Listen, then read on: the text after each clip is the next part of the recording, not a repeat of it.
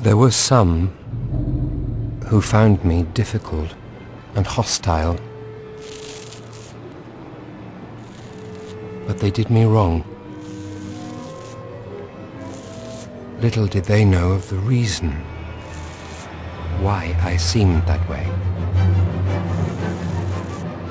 It wasn't my choice to shrink from society, and I had to live alone.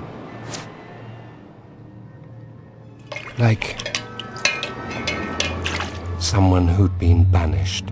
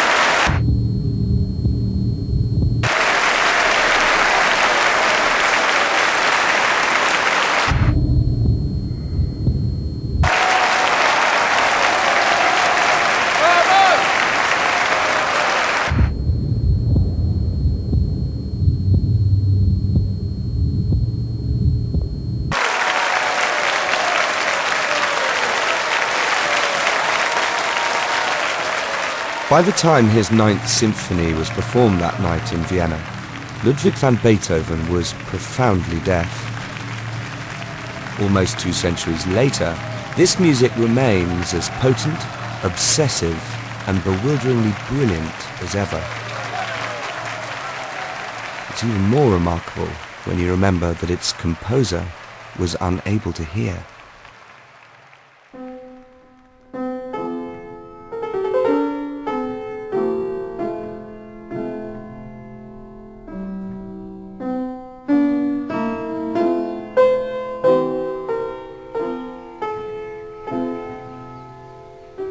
For me, the struggle that comes through Beethoven's music is what makes it so compelling. And struggle was always part of his life. Just as with Shakespeare, you come to Beethoven to engage with the big questions that stir nations, that stir humanity itself. The struggle against deafness, the struggle for personal freedom on every level, the determination to be an artist on his own terms. All this I feel acutely in his music. Music which, against the odds, articulates the indomitable power of the human spirit. His music has changed lives. It's changed history.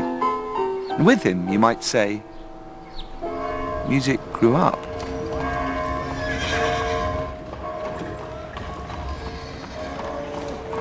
Beethoven was born into a family of court musicians in the German city of Bonn.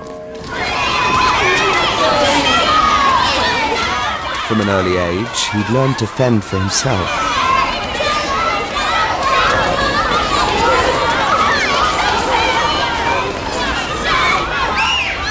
Look at him. What's he so miserable for? Your mother's dead, isn't she? No, she's not. Well, she must be. Look at the state of you.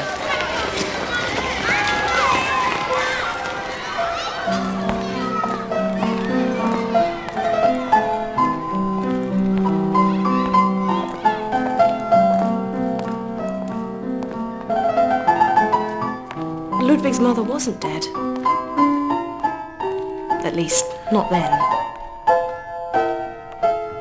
I don't think his mother meant to neglect them.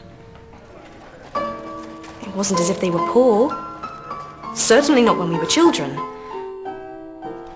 But I don't remember it being exactly a happy home. Keep the tempo even.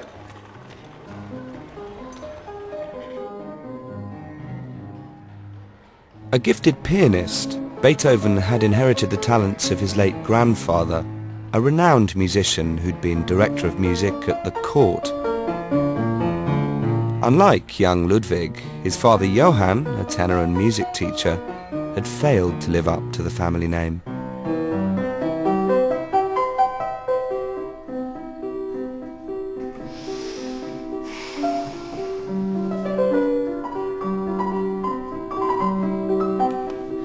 Right, that's enough. Stop. Enough. That's enough. How many times do I have to tell you just play the notes in the exercise? But, Papa, it's so beautiful. It's silly trash. Stop. Grandfather would have loved it. I said enough!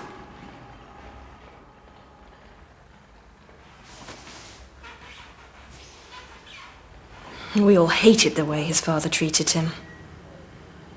But he was always boasting about his son. Not in front of him, of course, but outside the family home. "Oh, my Ludwig," he used to say. "In time, he'll become a great man in the world, you'll see." It was bewildering for Ludwig.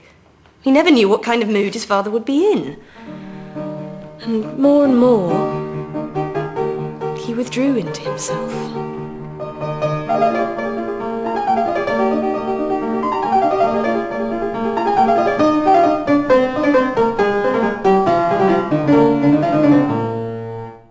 It was clear that Beethoven's talent as a musician might provide an escape from his father. And when he got his first job, aged only 13, as deputy court organist, Beethoven's future suddenly seemed brighter. He began to study the work of Bach, Mozart and Haydn.